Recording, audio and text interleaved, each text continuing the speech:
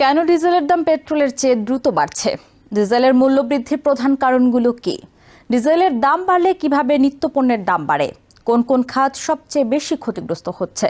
পরিবহন খাতে এই সংকট কি প্রভাব ফেলছে? ডিজেলের দাম বাড়লে খাদ্য উৎপাদনে কি প্রভাব পড়ে? আপনারা দেখছেন টিভিএন 24 নিউজ নেটওয়ার্ক। সবশেষ আপডেটে স্বাগত জানাচ্ছি আমি নূর।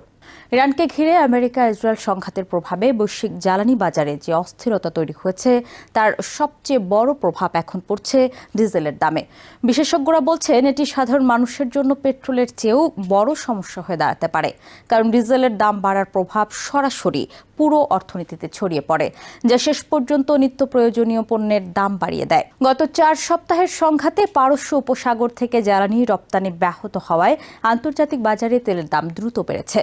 সাধারণত মানুষ পেট্রোলের দাম বাড়ার বিষয়টি সরাসরি অনুভব করে, কিন্তু ডিজেলের প্রভাব অনেক বেশি বিস্তৃত, কারণ পরিবহন, উৎপাদন এবং কৃষি এই তিনটি ক্ষেত্রেই মূলত ডিজেলের উপর নির্ভরশীল। উদাহরণ হিসেবে ধরা যায় হাওয়াইয়ের একটি ব্রিউয়ারি ব্যবসা, যেখানে মূল কাঁচামাল মূল ভূখণ্ড থেকে জাহাজে করে আনা হয় এবং প্রস্তুত পণ্য আবার অন্যত্র পাঠানো হয়। জ্বালানি খরচ বাড়ার কারণে তাদের পরিবহন ব্যয় উল্লেখযোগ্যভাবে বেড়ে গেছে। প্রতিষ্ঠানটির মালিক জানিয়েছেন এই অতিরিক্ত খরচ শেষ পর্যন্ত পণ্যের দামের ওপর চাপ সৃষ্টি করবে এবং ভোক্তাদেরই তা বহন করতে হবে। বিশেষজ্ঞরা বলছেন ডিজেল এমন একটি জ্বালানি যা অর্থনীতির মেরুদণ্ড হিসেবে কাজ করে। খনি, রাসায়নিক কারখানা, পোশাক শিল্প সবখানেই এর ব্যবহার রয়েছে। ফলে ডিজেলের দাম বাড়া মানে প্রায় সব ধরনের পণ্যের উৎপাদন ব্যয় বেড়ে যাওয়া। এক গবেষকের ভাষায় ডিজেলের প্রভাব এতটাই বিস্তৃত যে এটি একাধিক শিল্পকে সৃষ্টি করে দিতে পারে। বর্তমান পরিসংখ্যান অনুযায়ী আমেরিকায় প্রতি গ্যালন ডিজেলের গড় দাম প্রায় $5.38 পৌঁছেছে, যা যুদ্ধ শুরুর পর থেকে প্রায় 45% বৃদ্ধি পেয়েছে। তুলনামূলকভাবে পেট্রোলের দাম বেড়েছে প্রায় 33%, অর্থাৎ ডিজেলের মূল্য বৃদ্ধি আরও দ্রুত এবং বেশি। ডিজেলের এই দাম বৃদ্ধির মূল কারণগুলোর মধ্যে রয়েছে উচ্চ চাহিদা, পরিবহন ব্যয় এবং তুলনামূলক বেশি কর। যদিও আমেরিকার একটি বড় অংশের ডিজেল নিজস্ব উৎপাদন থেকে আসে, তবুও এর মূল্য আন্তর্জাতিক বাজারের সঙ্গে সম্পর্কিত। ফলে বৈশ্বিক অস্থিরতা সরাসরি দেশীয় বাজারেও প্রভাব ফেলে। এই মূল্যবৃদ্ধির সবচেয়ে বড় প্রভাব পড়ছে পরিবহন খাতে। ট্রাক, জাহাজ এবং রেল সব ধরনের পরিবহন ব্যবস্থায় ডিজেল ব্যবহৃত হয়। ফলে একটি পণ্য উৎপাদন থেকে শুরু করে দোকানে পৌঁছানো পর্যন্ত প্রতিটি ধাপে খরচ বাড়ছে। ইতোমধ্যে অনেক প্রতিষ্ঠান পরিবহন খরচের উপর অতিরিক্ত চার্জ বা সারচার্জ আরোপ করা শুরু করেছে। এমনকি আমেরিকার ডাক বিভাগও প্যাকেজ ডেলিভারির উপর অস্থায়ী 8% সারচার্জ আরোপের পরিকল্পনা করেছে। পরিবহন ব্যবসায়ীদের জন্য পরিস্থিতি আরও কঠিন।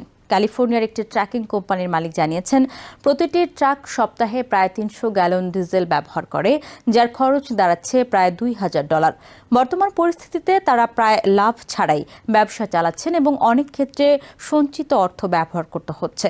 বিশেষ করে ছোট পরিবহন ব্যবসায়ী এবং স্বাধীন ট্রাক চালকদের জন্য ঝুঁকি সবচেয়ে বেশি। তারা সাধারণত নির্দিষ্ট হারে কাজ করেন এবং হঠাৎ করে খরচ বাড়লেও তা গ্রাহকের উপর চাপিয়ে দিতে পারেন না। ফলে তাদের আয় কমে যাচ্ছে এবং ব্যবসা টিকিয়ে রাখা কঠিন হয়ে পড়ছে। কৃষিখাতও এই সংকটে বড় ধরনের চাপের মুখে পড়েছে। ট্রাক্টর, হারভেস্টার এবং অন্যান্য কৃষিযন্ত্রে ডিজেল ব্যবহৃত হয়। ফলে ডিজেলের দাম বাড়লে খাদ্য উৎপাদনের খরচও বেড়ে যায়। একই সঙ্গে কৃষিপণ্য বাজারে পৌঁছাতে পরিবহন ব্যয়ও বাড়ে। এর ফলে খাদ্যের দাম বাড়ার আশঙ্কা তৈরি হয়েছে। বিশেষজ্ঞরা সতর্ক করছেন ডিজেলের দাম বাড়ার প্রভাব সাধারণত কয়েক মাস পর পুরোপুরি দৃশ্যমান হয়। তাদের মতে খাদ্যদ্রব্যের দাম বাড়তে শুরু করতে প্রায় 3 মাস সময় লাগতে পারে, যা মহামারীর সময়কার মূল্যস্ফীতির মতো পরিস্থিতি তৈরি করতে পারে। এই পরিস্থিতি নিম্ন আয়ের মানুষের উপর সবচেয়ে বেশি প্রভাব ফেলবে, কারণ তারা তাদের আয়ের একটি বড় অংশ খাদ্যের পেছনে ব্যয় করে। ফলে খাদ্যের দাম বাড়লে তাদের জীবনযাত্রার মান উল্লেখযোগ্যভাবে বৃদ্ধি পাবে। এদিকে প্রযুক্তিগতভাবে বিকল্প জ্বালানির দিকে যাওয়ার চেষ্টা থাকলেও এখনও বাণিজ্যিক ট্রাকের প্রায় 75%ই ডিজেল চালিত। ফলে স্বল্প সময়ে নির্ভরতা কমানো সম্ভব নয়। বিশ্বায়নের ফলে বর্তমান অর্থনীতি জাস্ট ইন টাইম সরবরাহ ব্যবস্থার উপর নির্ভরশীল হয়ে উঠেছে। অর্থাৎ পণ্য দ্রুত উৎপাদন ও সরবরাহের জন্য নিরবচ্ছিন্ন পরিবহন ব্যবস্থা প্রয়োজন। কিন্তু ডিজেলের দাম বাড়ার কারণে এই সরবরাহ ব্যবস্থায় ব্যাঘাত ঘটছে। এর ফলে বাজারে পণ্যের প্রাপ্যতা কমে যেতে পারে এবং দামে অস্থিরতা তৈরি হতে পারে। তেলের দাম কিছুটা কমলেও ডিজেলের দাম দ্রুত কমবে না বলে ধারণা করা হচ্ছে। কারণ শুধু জ্বালানির উৎস নয়, বরং উৎপাদন ও সরবরাহ ব্যবস্থার ক্ষতিও এই পরিস্থিতিকে দীর্ঘস্থায়ী করে তুলছে। বিশেষজ্ঞদের মতে এই চাপ কয়েক সপ্তাহ নয়, বরং কয়েক মাস পর্যন্ত স্থায়ী হতে পারে। ডিজেলের মূল্য বৃদ্ধি এখন বৈশ্বিক অর্থনীতির একটি বড় সতর্ক সংকেত। এটি শুধু জ্বালানি সমস্যা নয়, বরং এটি খাদ্য, পরিবহন এবং উৎপাদন সব খাতেই প্রভাব ফেলছে।